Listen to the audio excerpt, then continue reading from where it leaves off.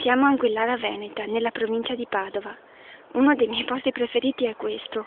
Si chiama Gorgo della Novizza, anche se tanta gente non lo conosce. Si chiama così per la ragione che è scritta qua, su questo cartello, che dice dove notturamente se sole, sentire suoni, canti, strepiti e vedere fantasmi.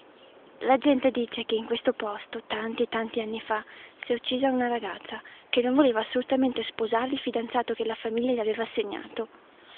E questa ragazza non ha ancora pace, perché la notte a volte viene qui, grida, urla, si fa vedere e spaventa la gente. Io ci credo perché è una storia bellissima, ma mi sono fatta un'altra mezza idea, e cioè che a gridare non sia quella poveretta, che magari è in paradiso, ma questo simpatico struzzo di un'azienda vicina, uno struzzo bellissimo, che non so precisamente che verso fa, ma mi è venuto il dubbio che lui se ne sta qui pacifico a gridare e a fare il suo verso ancora sconosciuto per questa gente in mezzo alle sue amiche caprette, e la gente pensa che non sia lui, ma che sia un fantasma. Per me questo è uno dei posti più belli che conosco.